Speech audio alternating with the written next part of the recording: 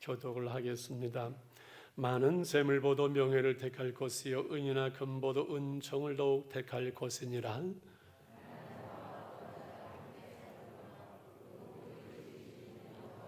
슬기로운 자는 재앙을 보면 숨어 피하여도 어리석은 자는 나가다가 해를 받느니라.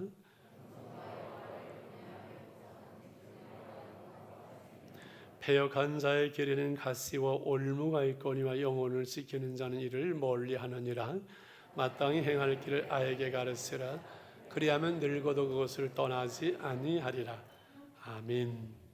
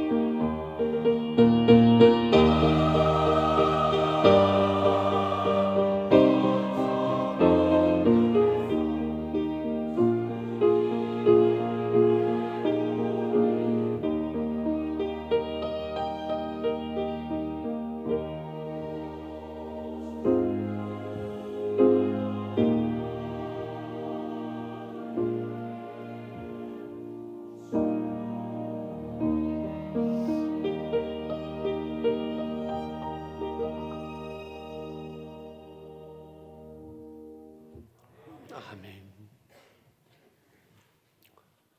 우리 안에 하나님의 평안과 치유와 회복을 주는 귀한 찬양, 찬송 중에 거하시는 하나님의 영광과 은혜가 우리 가운데 함께하고 또 말씀 가운데 함께하기를 축원합니다. 복된 인생을 살아가는데 참 중요한 세 가지의 만남에 대해서 늘 말씀을 드려서 아마 여러분이 어디 가서 강의를 하거나 할 때 충분히 말할 수 있을 것 같습니다. 사람과의 만남, 부모님, 형제, 친구, 스승, 목회자, 이웃, 모든 사람들과의 만남, 좋은 만남이 좋은 인생을 만들고 또 내가 그 누군가에게 좋은 만남이 되어주는 그것이고, 책과의 만남은 사람이 책을 만들지만은 그 책이 또한 사람을 만든다고 말하지요. 지난주에 한 목사님이 제게 김영석 교수님의 그 책을 4권을 이렇게 보내주셨고, 우리 윤 목사님도 몇 권 책을 보내주셨는데, 100년을 사시든 100년을 살든 살아계시는 한데네요, 한 교수님의 그 인생의 그 이야기들을 간접 경험을 통해서 읽으면서 느끼고 깨닫고 배운다는 것은 얼마나 우리의 인생을 풍요롭게 하고 여러분 넓혀주는지요. 훈련과의 만남은 신앙의 훈련이든 무슨 훈련이든 그를 통해서 동기가 부여되고 우리를 또 새롭게 하는 것 같아요. 늘 말씀드리는 대로 한 달 아이들이 훈련받으면 2등병 달아주고 6개월 훈련받으면 하사 달아주고 4년을 훈련받으면 군대를 통솔할 수 있는 장교가 되어지는 것처럼 교회 속에서 하나님의 나라에 군사된 우리에게 신앙의 교육과 훈련은 매우 중요한 줄 압니다. 오늘 스승의 주일 가르침에 대한 그 말씀을 시작하면서 왜 이 말씀으로 시작을 하는가요? 그것은 기독교에는 신앙 교육과 이 훈련에는 이 3가지의 만남만이 아니라 더 놀라운 그 만남과 은혜가 있는 것은, 우리 주님과의 만남을 이 세상에 어떠한 훌륭한 사람과의 만남과 비교할 수 있겠습니까? 이 세상 책을 다 갖다가 쌓아놔도 100분의 1도 1000분의 1도 될 수 없는 하나님의 지혜, 하나님의 보고인 성경을 우리가 읽을 수 있다는 것, 하나님의 성령의 은혜 속에서 우리가 말씀이 있고 훈련이 있다는 이 사실은 우리에게 얼마나 놀라운 축복인지, 그래서 예수를 믿고 만일 변화되지 않는다는 것은 기적 중에 기적 중에 놀라운 기적이지요. 할렐루야. 때로는 더디는 것 같고 안 되는 것 같아도요, 하나님께서 하시면 되어져요. 저는 평생을 설교적으로 살아오면서 왜 그렇게 변화되지 않을까 늘 그런 고민이 제 안에 있었어요. 왜 말씀을 들어도 은혜 받는다고 하면서 신앙훈련도 왜 그렇게 사람이 변화가 되지 않을까 늘 아픔이었었는데, 어느 단계에서 그것은 하나님께서 하실 일이고 내가 변화되는 것이 하나님 앞에도 중요하다는 것을 생각하니까 거기에서부터 자유할 수 있더라고요. 더딘 것 같아도 안 되는 것 같아도 하나님의 때에 하나님께서 은혜 주시면은 하나님께서 하시면 되는 줄 믿습니다. 40대 초반에 병이 든 그 어머님이 한 분 계셨어요.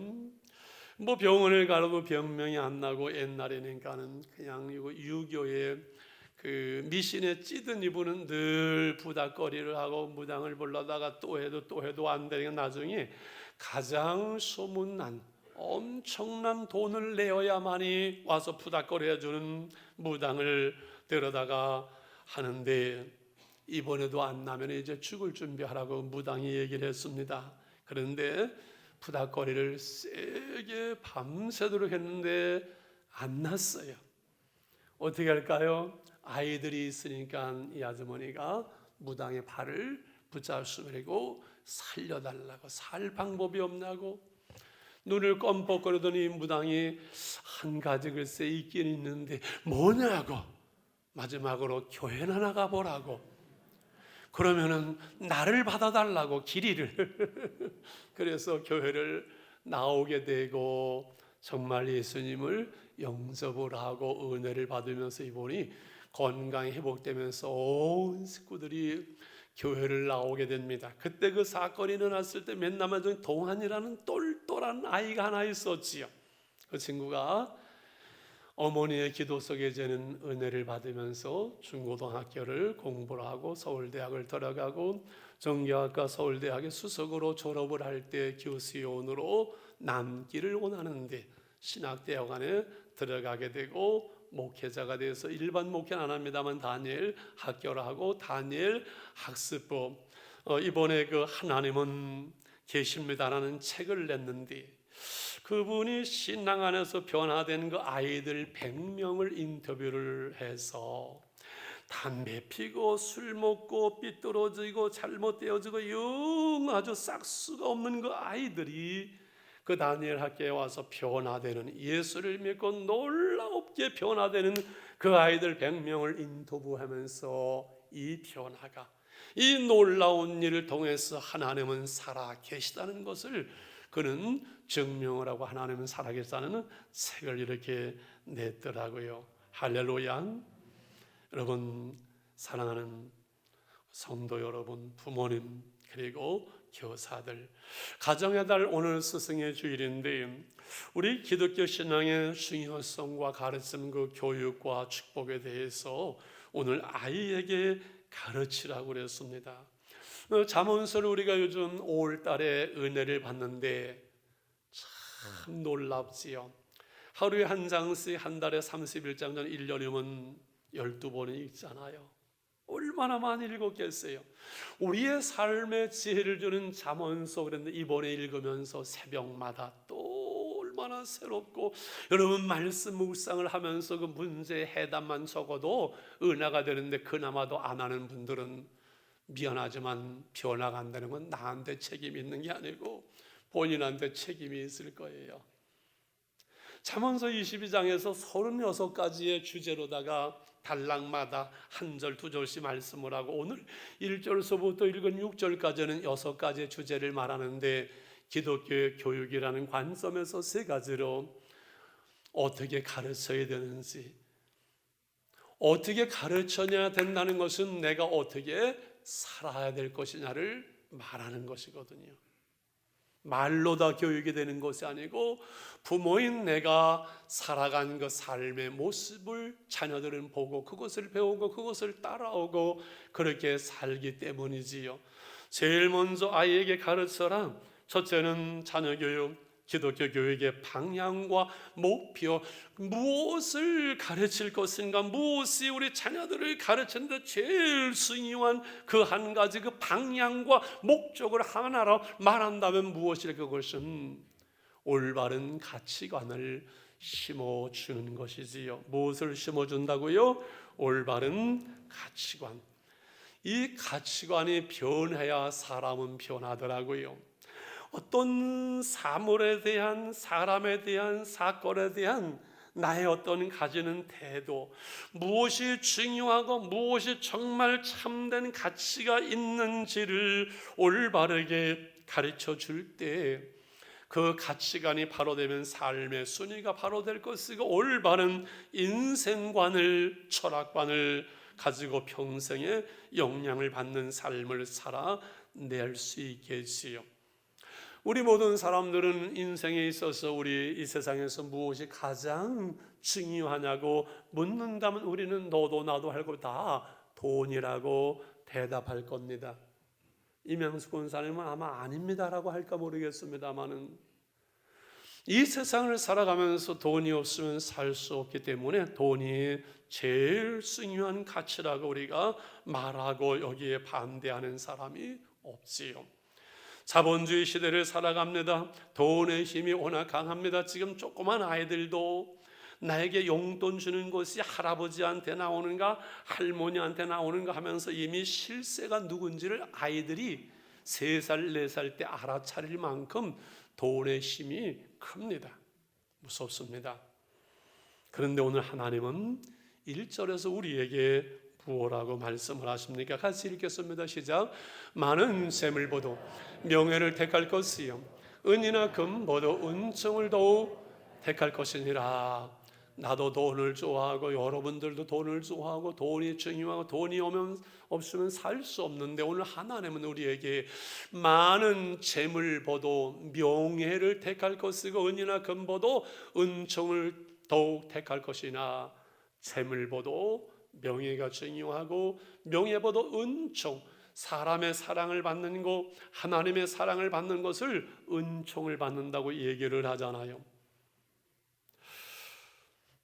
욕을 먹거나 말거나 누가 뭐래도 나는 돈 벌면 된다, 돈이면 된다, 돈 있으면 되지 라고 많은 사람들이 말하지요. 이 물질적인 가치가 중심이 되는 시대를 우리가 살아가면서 중요한 것은 너도 나도 돈이 내 인생의 전부고 돈이 인생의 목적이 되어지고 돈이 우리의 최고의 가치가 되는 곳에는 수많은 제약이 관영합니다. 다툼과 싸움이 다 여기서 나옵니다. 관계가 무너지는 것도 여기서 나옵니다. 신앙이 무너지는 것도, 내 인생이 무너진 것도 여기서 나옵니다. 여러분, 어느 날 갑자기 잘 살던 가족이 그 로또 복권으로 돈벼락을 맞는 가정 중에서 가정 깨지지 않는 가정 하나도 없다는 것은 그게 뭐예요? 돈의 힘이 그만큼 강하고 그 돈을 다스릴 수 있는 인격이, 사람이 만들어지지 않으면 그 돈이 그 사람을, 인격을, 신앙을, 가정을 무너뜨린다는 것을 보여주는 거 아니겠습니까? 그렇지요. 그래서 우리의 신앙과 삶 속에서 이 문제를 어떻게 해결할 것인가? 신앙교육의 중심, 그것은 이 가치관을 바로 심어주는 건데, 정말 이 가치관의 변화가 일어나면은 사람은 바뀌더라고요. 제자 훈련을 하고 성경 교육을 한다고 아무리 한다고 성질이나 성격이 바뀌는 것은 아니에요. 성질 그냥 있어요. 저도 마찬가지고. 그런데 가치관, 무엇이 중요한지 그 가치관이 바로 되면 그 삶의 변화가 일어날 수 있지요. 우리가 이 세상을 살아가면서 돈의 힘이 참 크고 돈이 귀한데, 여러분 재난구호 신청 다들 하셨는지요? 어떤 분은 그거 경기도에서 돈 받았다고 밥 한 번 산다고 밥 사는 분도 있는데, 제가 그 얘기를 들으면서 나부터 시작해서 우리 교회 속에서 좀 여유가 있는 분은 이걸 구제헌금으로 좀 내놔서 나보다 더 어려운 사람들을 돕자고 얘기를 할까 하다가 제 마음속에 깨달아지는 거, 그것은 건드리면 너 욕먹는다. 국가에서 주는 재난구호금을 건드리고 어쩌고라면 너 욕먹는다. 하나님이 그러시는 것 같아요. 그래도 11조는 할 거죠. 얼마인지 다 알기 때문에 11조 제대로 해야 됩니다. 할렐루야. 여러분, 물질 만능, 황금 만능, 배금주의 사상, 돈을 저도 좋아하고 다 좋아하고 돈 많이 있기를 저도 원하여 목회자지만요, 당연한 거예요. 그런데 물질 중심의 가치관, 이 문제를 해결하지 못하고 이것을 넘어서지 못하게 되면요, 인생이 험악해질 수가 있어요. 취해질 수가 있어요. 여러분, 이 세상을 보세요. 박사 N번방, 박사방, 이번에 각각 다 18, 24살, 25, 인생이 뭔지를 알지 못하고 인생을 이제 배워가야 될 그 나이의 아이들이 돈만 있으면 무슨 짓이든 하는 거예요. 돈만 있으면, 돈만 준다면 못할 짓이 없는 거예요. 다른 사람이야 망하거나 말거나, 다른 애들이야 망하거나 말거나, 돈이면 다 되는 그런 세상. 얼마나 여러분 어렵겠어요. 얼마나 무서운 거예요. 그 세상이. 그렇잖아요. 이거는 사실 어른들이 우리가 가르친 것이지요. 이 보수주의가 나쁜 거 아니고, 여러분 진보주의가 나쁜 거 아니에요. 서로 이게 조화를 이루면서 가는 거예요. 이번에 보수 정치에서 이번에 보수가 몰락을 했잖아요. 그 중심에는 저는 유튜브가 있다고 봐요. 이 극우 세력, 이 유튜브에서 아주 말도 안 되는 소리를 가지고 버티려는 이 극우 세력, 유튜브가 보수가 망하는데 큰 일을 감당했어요. 거기 반 이상이 다 가짜입니다. 그런 거 퍼날르지 마세요. 다 반 이상 다 가짜예요. 유튜브에서 이북에서 어쩌고 어떻게 하면서 어떻게 하고 왜 어른들이 뻔뻔한 멀쩡한 얼굴하고 그 짓을 하는지 간단해요. 유튜브 조회수 오르면 돈 벌거든요. 그런데 보통 소리, 아는 소리 하면 안 돼요. 말도 안 되는 소리, 거짜 거짓말 막 가져와서 집어넣어야만이 조회수가 올라가니까 돈 되니까 그 짓을 하는 거예요. 나이 든 사람들이 그 짓을 하고 있어요. 이걸 어떻게 할 거예요? 어른들이 그러고 있어요. 교수라는 사람들이, 배웠다는 사람들이 그렇게 하고 있는 거예요. 그래, 젊은 애들이 돈 된다면은 무슨 짓을 안 하겠어요? 이것이 오늘 자본주의 이 시대를 살아가는 우리의 현장이고 삶의 모습이라면, 우리 그리스도인들은 이 문제를 어떻게 해결하고 자녀들에게 어떻게 가르쳐야 되냐는 문제예요. 어려서부터 하나님 중심의 신앙을 바로 가르쳐서 하나님을 믿는 그 믿음과 그 하나님의 사랑하시는 그 사람들이 얼마나 중요한지를 가르쳐야 될 거 아니에요. 하나님 사랑과 이웃 사랑이라는 기독교. 그래서 11조를 아이들 때서부터 철저하게 아이들 가르치고 훈련하지 않으면 여러분 어렵습니다. 가르쳐야 됩니다. 우리는 돈이 전부가 아니고 그걸 뛰어넘는 하나님에게 쓰고, 그리고 사람이 영혼이 중요하다는 거, 이거 가르쳐야 됩니다. 오늘 2절에 뭐라고 말씀하는 거 아니? 이렇게 말씀했죠. 시작. 가난한 자와 부한 자가 함께 살거니와 그 모두를 지으시는 이는 누구라고요? 여호와. 가난한 사람도 있고 부한 사람도 있고 그들을 지으신 분 하나님이세요. 어느 시대나 어느 세상에 가난한 자와 부한 자가 함께 살아가는 거예요. 하나님은 가난한 자도 사랑하시고 부한 자도 사랑하시는 거예요. 여기 있는 사람 부한 자는 함께 나누면서 아름다운 세상을 만들어가기를 원하는 것이 하나님의 뜻이거든요. 그러므로 돈을 사랑하는 것이 아니라, 돈을 따라가는 것이 아니라 하나님을 사랑하고 하나님의 뜻을 구하고 영혼을 사랑하는 것이 우선 되어지지요. 마태복음 6장 3절 너희는 먼저 그의 나라와 그의 의를 구하라. 그리하면 너희에게 이 모든 것을 너희에게 더하시리라. 할렐루야. 행복연습이라는 거 김영석 교수 얘기를 했습니다. 그 행복연습이라는 책에서 이분이 이런 얘기를 하시더라고요. 50대 초반에 그 교수를 하는데, 뭐 교수 월급 뻔하잖아요. 5남매를 키우고 대학을 보내니까 너무 힘든 거예요. 그런데 여기저기서 강의를 해달라는 요청이 들어와서 강의를 하고 나면은 거기서 부수입이 들어오니까 큰 힘이 됐겠지요.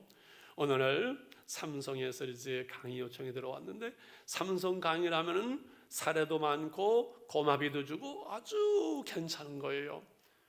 그래 약속을 해놨는데 대구에 있는 제자가 교사인데 올라와서는 토요일 날 교사들이 수백 명 모이는데 선생님을 교수를 모시고 강의를 듣고 싶습니다. 날짜가 같은 거예요.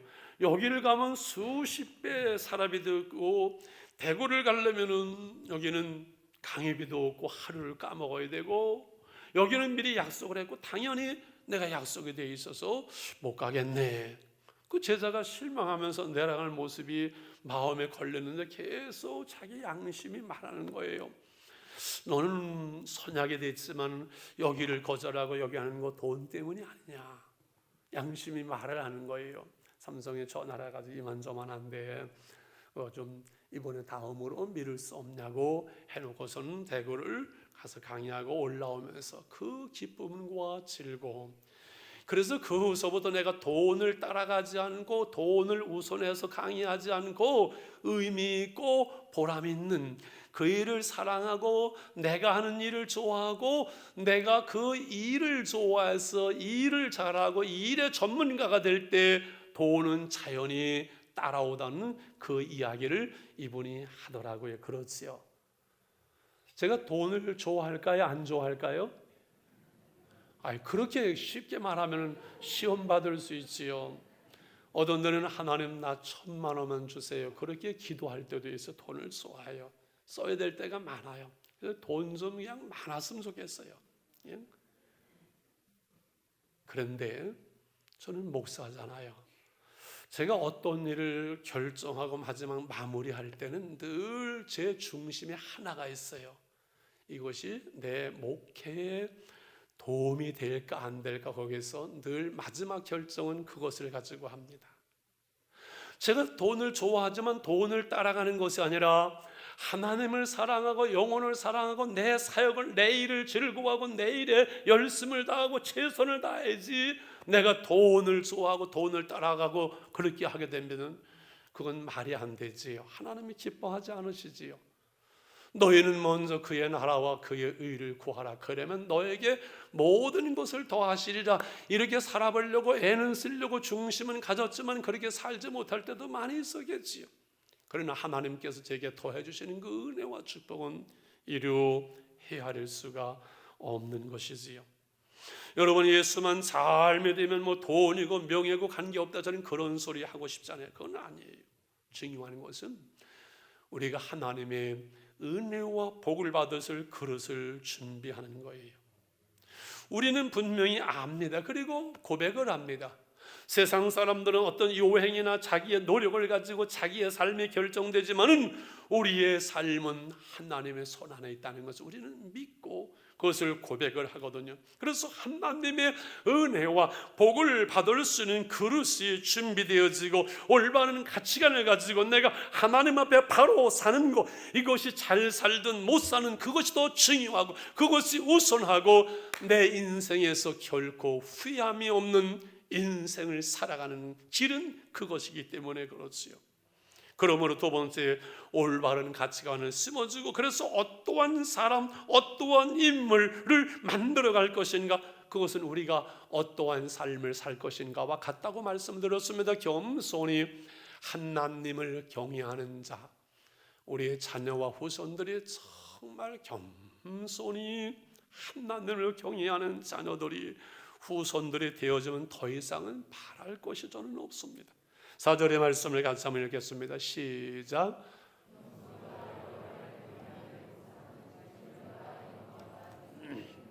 정말 제가 좋아하는 말씀이에요. 겸손과 여호와를 경외함의 보응은, 결과는, 열매는 뭐라고요? 재물과 영광과 생명이라. 완전한 복에, 삼일체 복에 재물이 있고 영광스러운 그 이름이 있고 명예지요. 생명의 구원이 있는 거예요. 그럼 완전한 복이지, 삼일째 복이지. 겸손히 하나님을 경외하는 사람이 하나님의 은혜와 복을 받는 것을 보는 것은 큰 즐거움이고 기쁨이고 놀라운 축복이에요. 어떤 사람들은 잘 되고 높아지고 막 그러면은 큰 교회로 교회를 옮기고 떠나고 그러더라고요. 근데 끝까지 내가 어떤 자리에 어떤 위치에 있든 이 작은 교회를 떠나지 아니하고 믿음을 지키면서 하나님을 섬기는 분들을, 장로님들을 보고 그 가정과 그 복을 받는 것을 보는 그 즐거움이 얼마나 큰지요. 저는 목회자로서 가정에 가서 예배를 드리며 집을 장만하고 예배를 드리면서 하나님을 경외하는 가정 속에 평강을 주시고 복을 주시는 그거를 보면요, 정말 그 기쁨과 행복이라는 것은 이루 말할 수가 없어요. 어제 우리 노예 이제 하늘나라 가신 그 목사님 따님이 결혼 조례를 부탁을 해서 이렇게 와서 공부도 하고 얘기를 나누는데 사회를 볼 사람을 이렇게 같이 모시고 왔어요. 박윤신 이렇게 대표인데, 이게 아나운서를 하던 분인데 아주 예쁘고 얼마나 겸손한지. 그러면서 벌써 어떨 때는 삼성의 그 이벤트를 이렇게 맡아서 하고 그러니까 아마 돈도 많이 벌겠지요. 이 아름답고 그런데 참 겸손해요. 잠깐 그 얘기를 하는데 이분이 그런 얘기를 하더라고요. 아버님의 사업에 이렇게 무너져가지고 아버님을 다 책임져야 되고, 그 아버님이 부할 때 자라다니는 그 오빠들이 대책이 없어가지고 오빠들 가정까지 책임을 져야 된다는 그 얘기를 듣는데, 이야, 그 부모님을, 형제들의 가정까지를 책임져야 되는 삶의 무게가 얼마나 힘들까. 그래서 위에서 기도하는데 참 그 마음이 뜨거워지고 눈물이 나더라고요. 아, 겸손히 하나님을 경외하고 섬기니 하나님이 저렇게 은혜와 복을 주시는구나, 그런 생각을 해봤습니다. 여러분, 부탁합니다. 정말 부탁합니다. 교만은 인생의 그릇을 망가뜨립니다. 하나님의 교만한 자를 대적하신다 그랬어요. 하나님의 대적하면 인생 끝나는 겁니다. 겸손한 자에게 은혜를 주신다고 말씀합니다. 겸손이 그릇입니다. 무엇이 그릇이라고요? 하나님의 은혜와 복을 담는 그릇은 겸손이에요. 겸손이 그릇이에요. 겸손이 그릇이라고요. 한번 따라 하실까요? 겸손이 그릇이다. 예, 1부, 2부 때보다 한 템포 3부에는 늦네요. 겸손이 그릇이에요. 언제 말씀드린 것 같아요. 어느 한 집에 세 노인이 이렇게 와서 들어가려고 준비를 하는데 주인장을 나오라 하면서 우리 세 사람이 왔는데 누구를 초대하겠느냐고. 여기 이 노인은 부귀, 이 노인은 명예, 이 노인은 은총이라고, 사랑이라고 의논을 해서 초대를 하라고. 한 사람밖에 들어갈 수 없다고. 들어가서 의논을 하는데 그 집에 아주 지혜로운 며느리가 돈도 필요하고 하지만 가정엔 사랑이 있어야 되지 않습니까? 행복하지 않겠습니까? 저 사랑을, 은총을 초대를 하십시다 해서 은총을, 사랑을 초대를 했습니다. 그랬더니만 명예 이 노인도 부귀 노인도 따라 들어오는 거예요. 아니 한 분만 들어오신다고 그러면서요. 부귀를 초대하면 부귀밖에 들어갈 수 없고 명예를 초대하면 명예밖에 들어갈 수 없지만은 은총을 초대하는 집은 부귀와 명예가 함께 들어갈 수 있다. 할렐루야. 의미 있는 이야기지요. 여러분, 겸손히 여호와를 경외함의 보상은 재물과 영광과 생명이라. 이 말씀을 여러분의 삶 속에서 경험하고 고백하고 그리고 간증할 수 있는 가정과 자녀와 후손들에 대해서 이를 주의 이름으로 축원합니다. 마지막으로 이제 기독교 신앙교육의 방법이지요. 이 자녀교육의 방법론 22장 6절은 제가 10번 20번 이상 설교하고 이야기한 것 같아요. 한절 시작. 마땅히 행할 길을 아이에게 가르치라. 그리하면 늙어도 그것을 떠나지 아니하리라. 무엇을 가르친다고요? 마땅히 행할 길을, 마땅히 행할 인간의 도리, 우리가 살아가는데 필요한 모든 마땅히 행할 길을 가르치는데 인사부터 가르쳐야 되지요. 인사만 잘해도 어떡한다고요? 먹고는 산다. 인사하는 거 가르쳐야 됩니다. 말을 바르게 하고 정직하게 하는 거, 자기 할 일에 책임을 다하는 거, 정리정돈하는 거, 지방 청소하는 거, 형제간의 친구를 사랑하는 거, 잘 지내는 거, 하나님께 예배하는 거, 기도하는 거, 성경 보는 거, 11조 드리는 거, 돈을 바르게 사용하는 거, 부모님께 효도하고 섬기는 것까지 하나하나 다 가르쳐야 됩니다. 늙어도 그것을 떠나지 아니할 수 있는 그 영향력, 평생의 그것을 아이에게, 누구에게? 아이에게 가르쳐라. 3살서부터 7살, 8살 인격 형성이 끝나기 전에, 늦기 전에 자녀교육의 타이밍.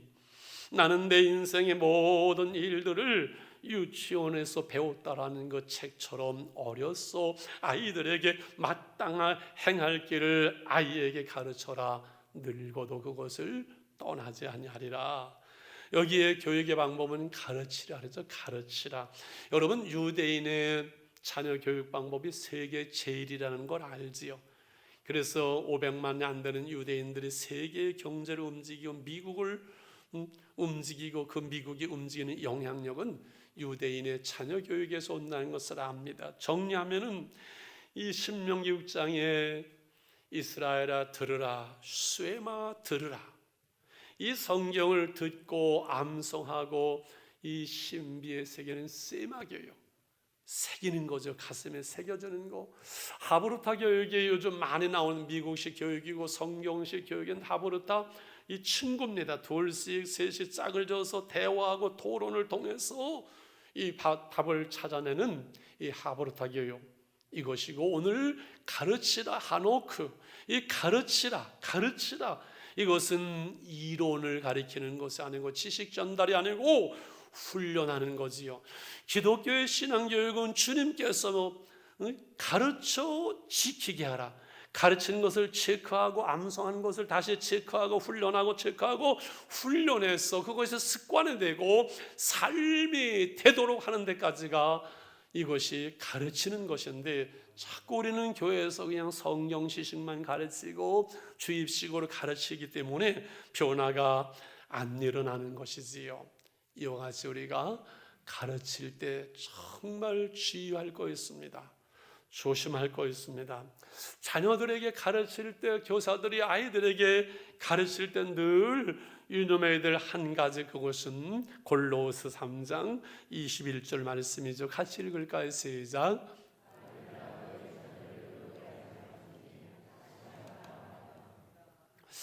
아비들아, 너의 자녀를 노엽게 하지 말라.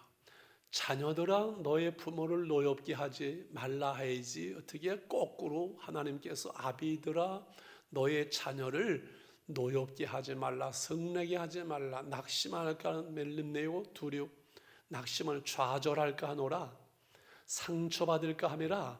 에베소서 6장 4절도 한 절 더 읽어볼까요? 에베 6장 4절 시작.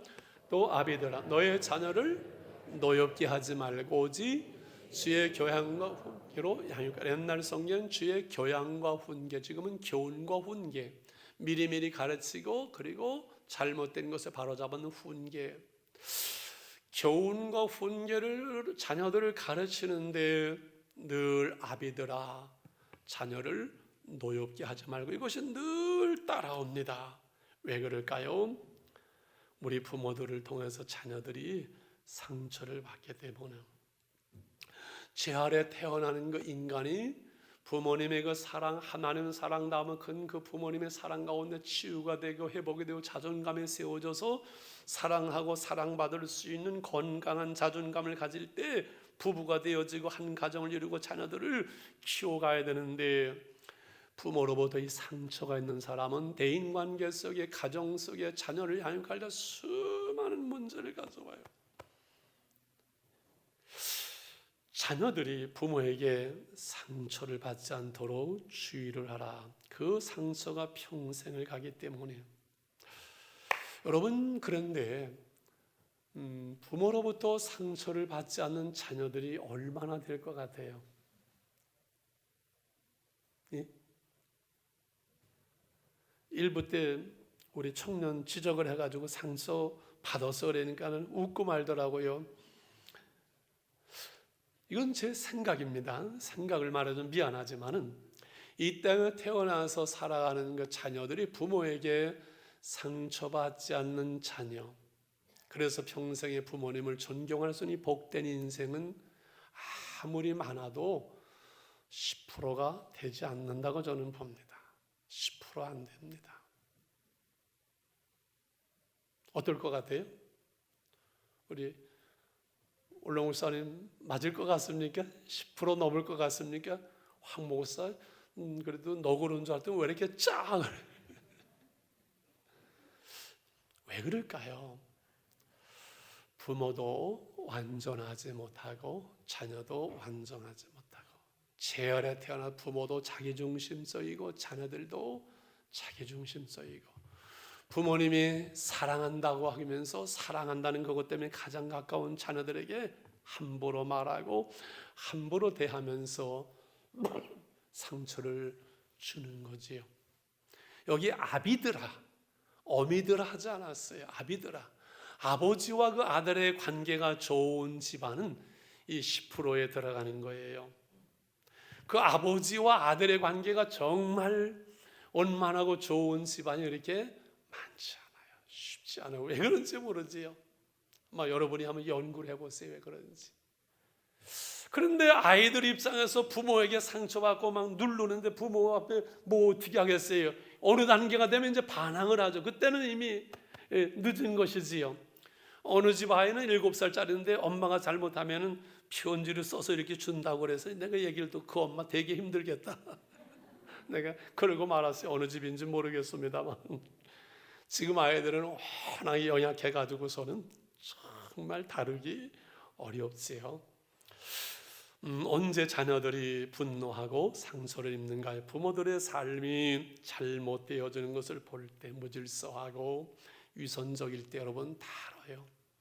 예수 믿는다고 하면서 교회 나가면서 부모들이 신앙 안에 바르게 사는지 가짜인지 진짜인지 자식들은 다 알아요. 가장 가까이 있으니까. 그럴 때 상처받을 수 있고, 사랑이라는 이름으로 그 사랑의 미명하에 무리한 것을 요구할 때, 공부도 안 되는 것을 막 그냥 자기도 못했으면서 그냥 한풀이식으로 그걸 상처되지요. 인격적으로 대하자면 말로 폭행하고, 손으로 말로 부모가 자녀들을 폭행을 해요. 언어의 폭행은요 여러분 무서운 거예요.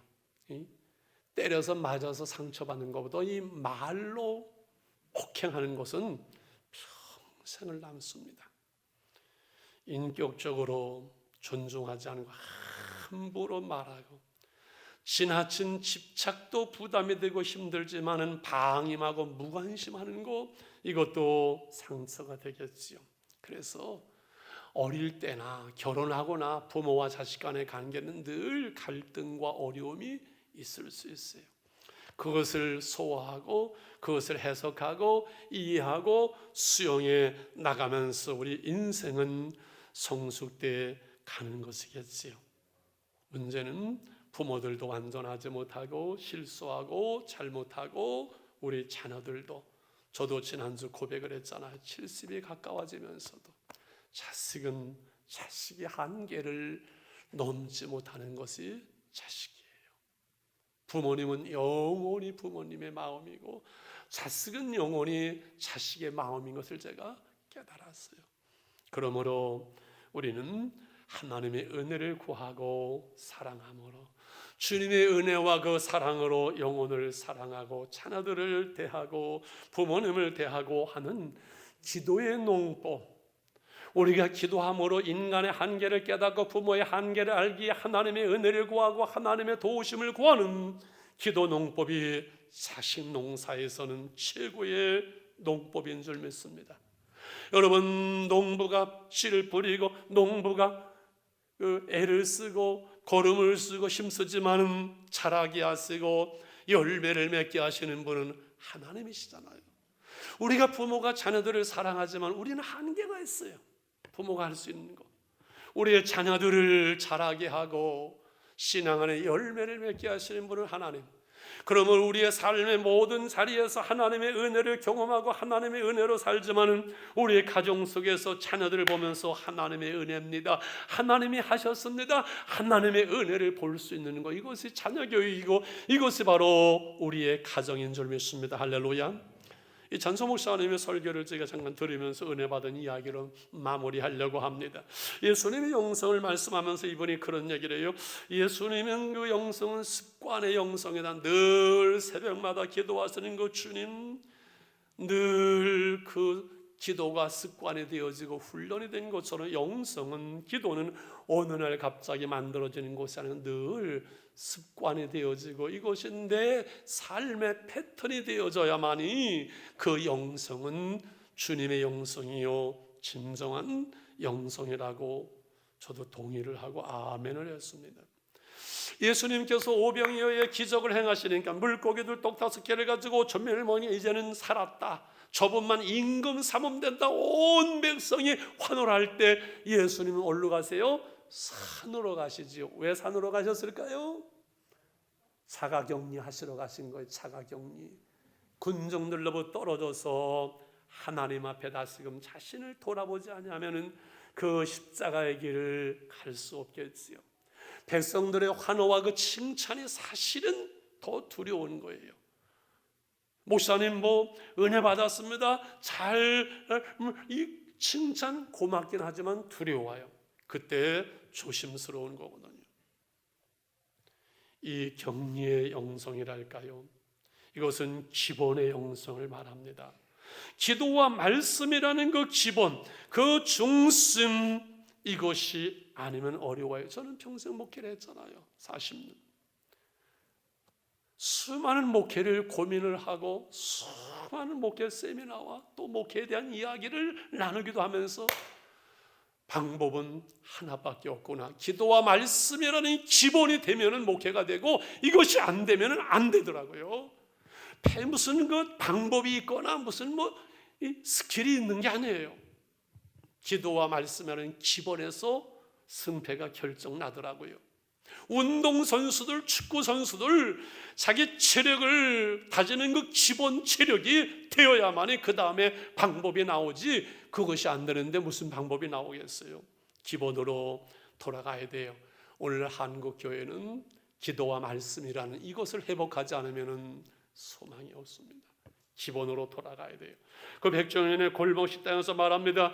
무너진 그 안 되는 장사를 회복시키는 찾아가서 대화하고 가르치는데 메뉴를 개발하거나 무슨 요리를 그거 일체 얘기 안 한다면서요. 주방에 왜 이렇게 더럽냐고 야단치고, 손님 대하는 자세가 뭐니 야단치고, 그릇 가지고 깨지는 야단치고, 그 기본이 될 때, 기본 자세가 되면은 여러분 연구는, 요리는, 방법은 나오는 거예요. 손님들을 잘 대접하고 최상으로 대접하고 좋은 음식을 대접하고 싶은 기본이, 중심이 바로 되어 있으면은 방법은 얼마든지 나오게 되어 있어요. 할렐루야. 교육 방법론, 교육의 테크닉이 아니라 기본으로 돌아가는 것, 인간을 만드는 것, 사람을 만드는 교육, 우리가 그리스도인으로서 기도와 말씀이라는 그 기본 은혜를 유지할 수 있는 것, 그것이 바로 돼야 되지요. 오늘 20년 교사 한 분 시상을 했는데, 오래 교사를 한 사람들에게 하나님 간단해요. 전화하고 난리를 쳐 가르쳐도 집에서 부모님들이 신경 쓰고 부모님들이 보내주고 부모님들이 도와줘야지 안 된다는 거예요. 자녀 교육, 자녀의 신앙 교육은 부모에게 달려있어요. 그 부모님의 영성과 부모님의 기도와 부모님의 사랑과 그 평강, 하나님의 그 은혜가 흘러가고 평강이 흘러가고 하나님을 향한 사랑이 흘러가고 그 지혜가 흘러가는 것이지 말로서 되는 것이 아니잖아요. 내 영적인 모습이 오늘 내 자녀들의 모습이다 생각하면서 우리 자녀들을 보면서 내 영혼의 거울을 볼 수 있다고. 그러나 낙심하고 좌절하지 말고 눈물로 기도할 때 우리 자녀들은 다 돌아오고 때가 되면은 하나님의 자녀로 살아가게 되는 거죠. 중요한 것은 문제, 위기, 그것이 기회가 되어지고 교육이 되어지고 은혜가 될 수 있는 겁니다. 그게 하나님의 은혜에 보세요. 예수님이 설교를 하시는데 저 뒤에서 시끄럽고 난리가 났어요. 애들들이 뛰고 난리가 났어요. 사도들이 막대기로 때리고 난리를 치니까 데려와라. 애들 다 끌어안고 예수님이 축복하며 기도하면서 천국이 이런 아이들의 것이란다 라고 교육을 하셨잖아요. 그렇지요. 문제가 교육의 기회가 되어지고 그 문제가 기도의 기회, 은혜의 기회, 축복의 기회가 되는 것처럼 오늘날 우리는 코로나의 위기 속에서 아이들이 2개월, 3개월, 6개월 동안 학교를 가지 못하는 이 교육의 위기가 아이들의 가정교육, 신앙교육을 세워갈 수 있는 기회가 된다면 그 집의 자녀들은 정말 복받은 자녀지요. 부모님이 여호와를 경외하며 하나님의 은혜 속에서 겸손히 기도하고 은혜를 구하면서 자녀들을 사랑하는 거지. 인생의 행복은 만남의 행복에서 출발하고 끝난다래도 과언이 아니에요. 우리 주준원 장로님 일생에 계십니다마는 그 성남에 내일 노회장 되는 거 이두한 목사님이죠. 예, 이두한 목사님 저를 만날 때마다 3번 4번 얘기를 해요. 고향에 있을 때 주준원 장로님이 우리 교사, 우리 반사, 우리 선생님이었다고 늘 얘기를 해요. 그럴 때마다 저는 얼마나 감사하고 자랑스러운지요. 여러분 그렇지요.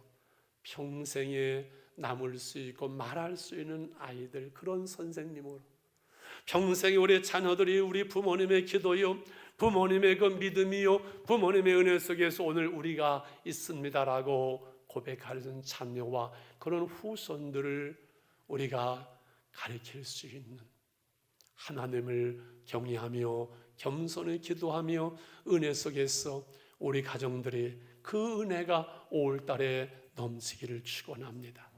1분만 우리 기도하겠습니다. 하나님 아버지 감사합니다. 우리 목사님 좀 올라오시죠. 크신 은혜와 사랑을 감사합니다. 오늘도 하나님의 말씀을 나눴습니다. 많은 샘을보다 명예를 택할 것이요 은이나 금보다 은성을 더욱 택할 것이니라고 말씀하신 하나님 아버지 감사합니다.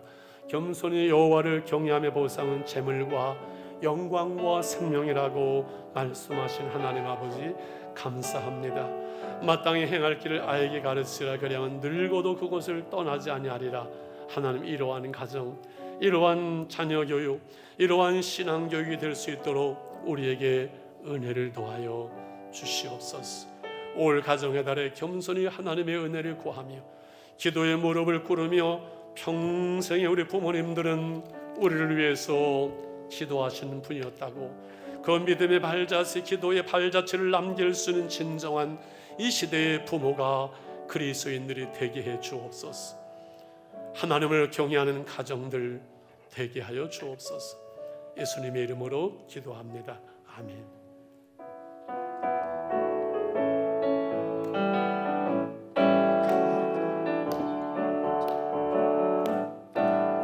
가정은 작은 천국, 미리 맛보는 작은 천국, 용서와 사랑으로 천국을 맛보리라. 가정을 교회처럼, 교회를 가정처럼 기쁨이 넘치고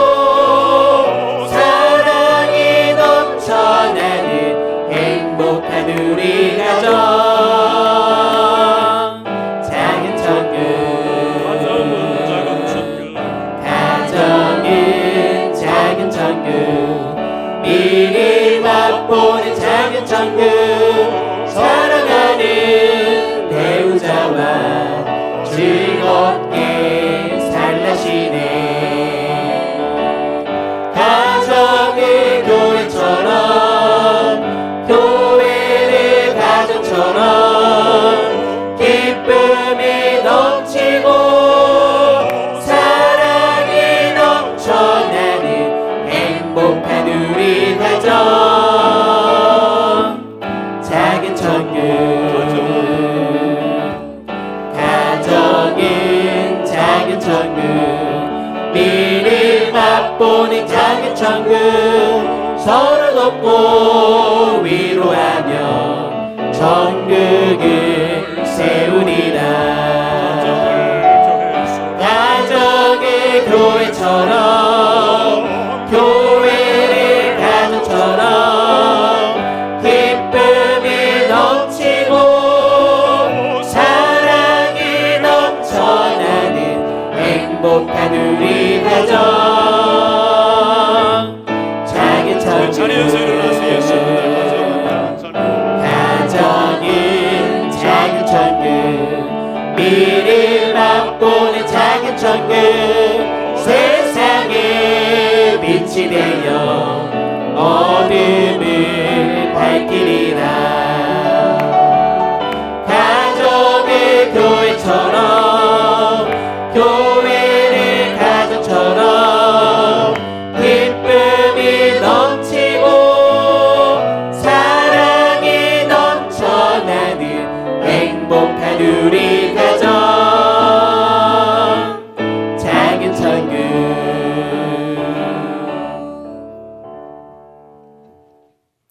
지금은 우리 구주 예수 그리스도의 은혜와 하나님 아버지의 크신 사랑하심과 성령님의 인도, 교통, 역사 충만하신 은혜가 유대인처럼 어릴 때부터 하나님 말씀을 잘 가르쳐서 하나님께서 크게 쓰시는 인물들이 우리 성진교회 가정들 속에서 많이 배출될 수 있게 하옵시기를 축복하옵고 축원하옵나이다. 아멘.